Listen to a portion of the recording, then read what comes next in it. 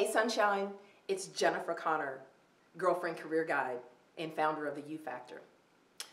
Thank you for joining me today. I'm so excited to talk to you today about just ways we can jack up a relationship with a new boss. We've all had them, right? Someone new who's come into the organization or who has transferred in from another department. We've all had a new boss. And I can tell you that I've had a few bosses that I'm like, well, I'm not sure about you. But I've also talked to a lot of people who have had new bosses, and this is what I've come up with. This is what I've learned. This is what I know, is that there are definitely a lot of ways that you can dismiss a relationship with the new boss, right? The new person in charge. But there are 3 ways I want to talk to you about today, and ways that you can kind of shift that so that you can make sure that you're getting the maximum benefit of a new leader, a new, just someone fresh coming in with new eyes, and just a new slate, if you will. Okay, so the first way is deciding, I'm just not going to get to know them.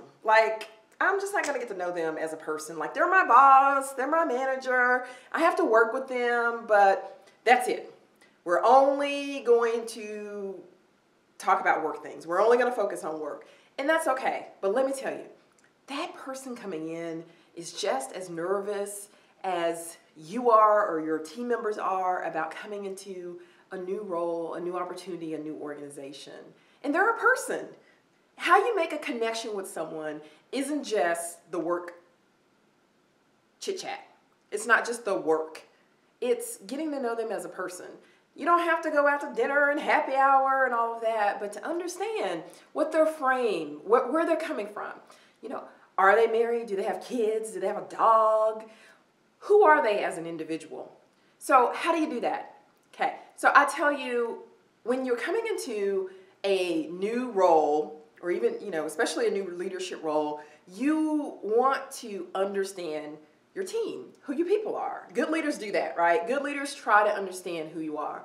And it takes time for them to try, because they're trying to get acclimated to the organization or the team or the setup, the structure. They've got some demands. They've got a 90-day action plan. They have a 90-day onboarding plan that they're working, right? So this is what I tell you, is give them a little space, give them a little time to get adjusted, and then schedule some time on their calendar. And don't do like a traditional meeting. How can we be in a safe environment where we both will feel comfortable? How about a walking meeting?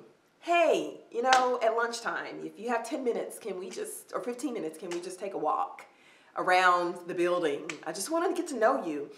Get yourself out of that corporate business constraints of, I must meet in a meeting room.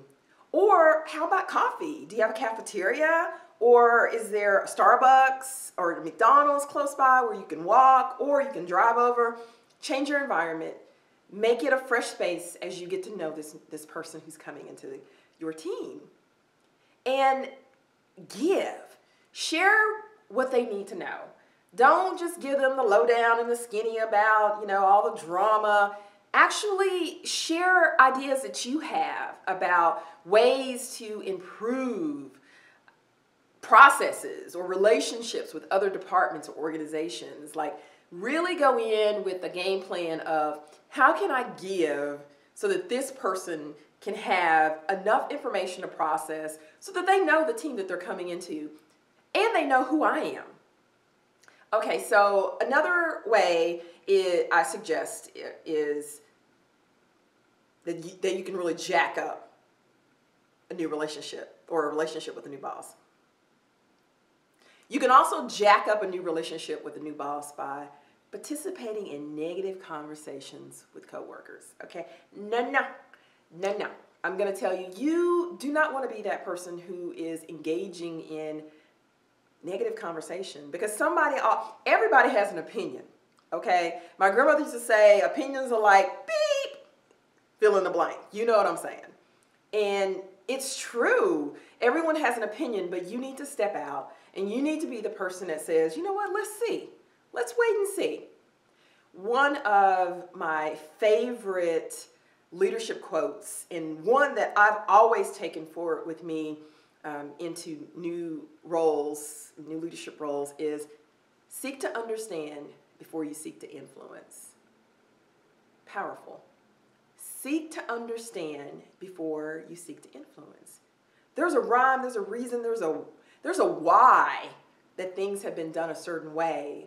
And you need to understand what that is. And so does that new leader coming in. So does that new boss. They need to understand the why. And that's why you're there. You are there to help them to understand that why, so that they can best understand what the solution is, but in a collaborative way. Because when you go in and you're sharing information and you're giving not just the history lesson, but of some things that have worked well that maybe your team or you aren't doing anymore, that is valuable. That is valuable. It helps you to stand out as an individual. So I tell you, seek to understand before you seek to influence. Seek to understand who they are, what their frame of reference is, what their background, interest, what their motives are, and then you use a little bit of influence that you have because you've been there a little bit longer, you've got more tenure, you've got a few more battle scars than they do, and you just want to be that person who helps to support them. That goes a long way. I'll tell you, a new leader coming in, they don't forget those kind of people. They keep their eye on you. They watch out for you. Also, a way that you can really jack up a relationship with a new boss is refusing to see the possibilities. Often we think, oh, they're going to come in and they're just going to change things and they're going to start firing people or they're going to bring in their own people. See the possibilities. Things will change. Things will be different. But focus on the possibilities. Change is not all bad. It's something to embrace because they may come in and with your input, from the team's input, from what they're learning from other leaders and other their peers in other organizations, they may come back and say, hey team, I've got some ideas. Let me throw that by you. Or even if they don't even ask you that, you throw it out there. Hey, I know you're going to be talking to some people. They're probably going to be sharing some things with you. I'd love the opportunity for you to sit down with me and the other team members for us to be able to share with you a little bit about some vision that we have because we really want to be a team. See, the shift of the negative to the positive, where we're in this together, because you are. When you're a team, you are together. No one gets anywhere in this life by themselves. That is truth. None of us. There's somebody helping us along the way always. So what I'm saying to you is to be that person, be that influencer, be that just leader of helping someone new coming into the organization to get adjusted so that they feel comfortable.